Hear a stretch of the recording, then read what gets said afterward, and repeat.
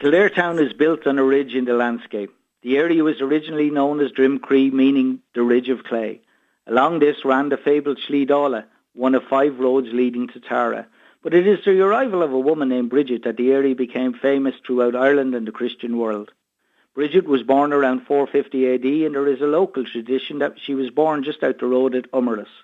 She established a small wooden church under an oak tree, and the site became known as the Church of the Oak, Kildare, or Kildare. Bridget died around 524 AD. She is the patroness of Ireland, and we plan on celebrating the 1500 years of her death in 2024 with Bridget 1500. Bridget's flame was unveiled by President of Ireland Mary McAleese on St. Bridget's Day 2006 on the Market Square outside Kildare Town Heritage Centre. And it is here at Kildare Town Heritage Centre that the ideal place for us to begin our tour. Look up, look around. There are signs and plaques commemorating the Gordon Bennett race in 1903, Kildare Waterworks in 1885 and 1886. On the eastern side, we have the 18th century well and a Celtic cross unveiled in 1935 to the memory of the 7 Republicans who were executed during the Irish Civil War. Close to this is a bronze bust of Lord Edward Fitzgerald, the military leader of the United Irishmen who lived for a time with his beautiful French wife, Lady Pamela, at Kildare Town. Across the street, next to the beautiful ivy-clad Virginia Lodge, a lane leads up to the People's Park, and alongside this lane, the Silk and Thomas's Chapter 16 restaurant, formerly a cinema from 1942 to 1987. At the top of the lane is the site of the Norman Castle. The first fortification was built by Strongbow, Richard de Clare, Earl of Pembroke, who established a power base at Kildare in 1172. But the stone castle with its 4 towers is credited to his successor, William Marshall, the most famous knight of his time. Only 1 tower and little of the walls of the town remain. There were 3 abbeys built in the outskirts of this town. The Black Abbey, founded by the Knights Hospitallers, and they wore black habits, sometime before 1212 AD. The Grey Abbey, founded by the Franciscans, who wore grey habits, founded around 1254 AD, and the Carmelite or White Abbey, founded by the Carmelites who wore white habits, founded in 1290 AD. In 1316, the castle was besieged by Edward de Bruce, though it was not taken. It was granted at that stage to John Thomas Fitzgerald, who was created Earl of Kildare. The Fitzgeralds became the most powerful and influential family in Ireland, Barons of Offaly, Earls of Kildare, and ultimately Dukes of Leinster. The Silk and Thomas public house reminds us of this association with the Fitzgeralds. Thomas Fitzgerald, who became the 10th Earl of Kildare, led an unsuccessful rebellion against the king. He and his 5 uncles were executed in 1537, but he was remembered as Silken Thomas because of the silken plumes worn by his followers. Beside the entrance to the car park of the Silken stands the abandoned courthouse. Sanctioned by the Grand Jury in 1829, it was designed to house the local courts or petty sessions. It closed its doors in 2010. Across the road, a beautiful House Lislee, one of the oldest houses in Kildare Town, in more recent times home to veterinarian Stan Cosgrove, one of the syndicate owners of the racehorse Shergar. The impressive 2-storey building next door was the postmaster's house. The small red brick building was the post office, built around 1853. It closed in 2007. It is the home today of Kildare Youth Hub. The Turf Club next door in Leinster Square marks the location of this original site of the Turf Club, which was founded in 1790. It was sold off as a hotel in 1903. Later it became a private residence, but was demolished in 1973. And back across the road, behind the walls, into Beech Grove House, possibly the oldest inhabited house in Kildare, built in 1757. The ruins in the garden are simply a gentleman's folly.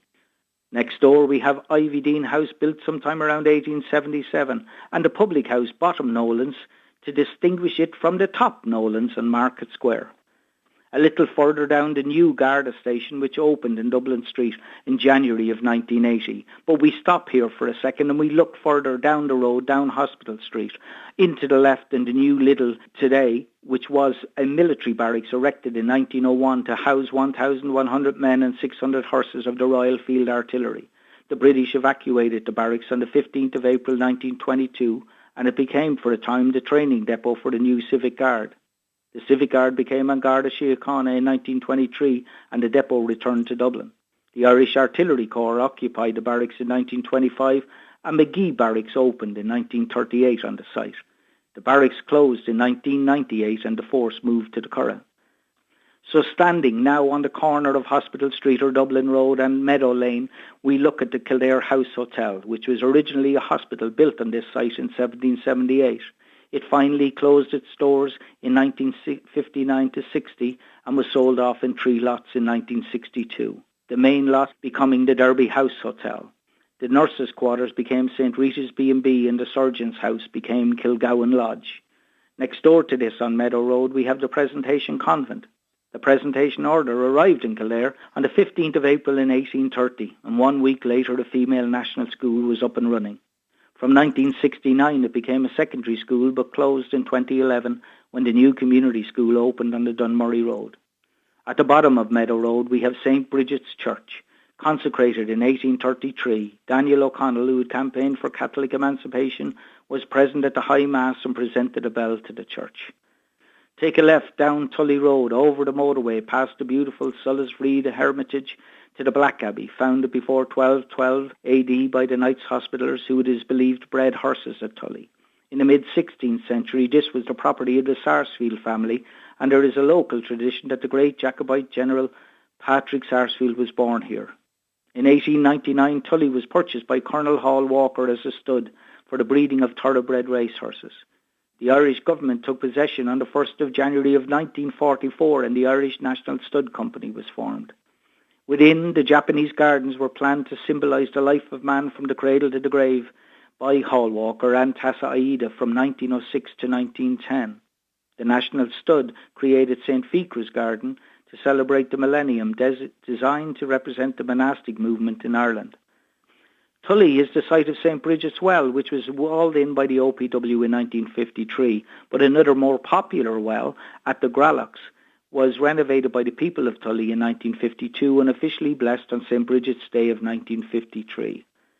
We continue down the walking route, the 100 acres, down to Newtown Cross and take a right, and down Nurney Road, take a right again, down the old Grey Abbey Road back towards the town.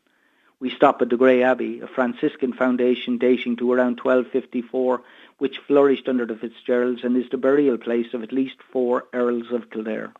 In the centre of the graveyard, a monument commemorates 7 men executed in December 1922 during the Irish Civil War and reinterred here in 1924, the largest execution by Irishmen during the Irish Civil War. As we arrive onto Pound Green and St. Bridget's Square, the Catholic Young Men's Society, the CYMS Hall, built on the site of the old electrical power station, which brought electricity to the town in 1904. A new hall opened there in July of 1950, and it was renamed the CMWS, the Catholic Men's and Women's Society Hall, in 2011. As you approach the row of houses on the left-hand side on St. Bridget's Square, straight across from the church, the gable end facing you is that of the former home of Bill Squires Gannon, a star footballer for Round Towers, but also All-Ireland medal winner in 1927 and 1928. As captain in 1928, he became the first man to hold the Sam Maguire Trophy aloft. And back across the road to the right-hand side of Bride Street, we have Orris Reed, the beautifully restored parish centre. We have a plaque to Father Benjamin Brockle, the pilgrim priest who walked to the Holy Land from 1822 to 1827. Back across the road again to Scullin na Monastrop, now part of St. Bridget's Primary School. It was built for the De La Salles in 1884. The De La Salles remained in Kildare right down until 2004, and the Brothers House was reopened as a community centre in 2012. Next door to that, we have Kildare Credit Union, founded in 1967. The new Ray House was opened by President McAleese in October of 2000. And across Bang Up Lane, we have a lettering high on the wall, which says Kildare Chilling Company, which marks the company that was established there in 1941. The new premises on the Dublin-Corry Road opened in the late mid-60s. When we make it back to the Market Square, near the traffic lights and the pedestrian crossing, a monument to St. Bridget in memory of 350 who died in the Gibbet Rat Massacre, 29th of May, 1798. It was reported that there were some 85 widows in one street alone the next morning. We make it past the Old Hearts Hotel to the Top Nolan's public house, and next door the Verger's house, built in 1864 to 5 at the gates of St. Bridget's Cathedral. It must be remembered that the cathedral is a functioning church and services still take place there. It marks the site of Bridget's church, but the cathedral is a Norman construction dating to 1223. The refurbished cathedral opened in 1896. Inside, we've beautiful stained glass, the Connacher organ and stone effigies of Maurice Fitzgerald of Lacca and the tomb of Walter Wellesley, Bishop of Kildare. But outside, the great westerly point of the cathedral bringing us to the round tower. Coins found at the base of the tower date to the 12th century. It's about 108 feet high, and the views from the top of the tower across the Corry Plains and the surrounding countryside are magnificent. Other points of interest are the firehouse, World War I graves, and St. Bridget's kitchen, a 14th century burial vault. We're back through the gates to the market square and our starting point at Kildare Town Heritage Centre. I will leave you with the words of Friar Michael of Kildare from the 14th century at Grey Abbey. Always remember in your heart those three things: whence you come, who you are, and what shall become of you.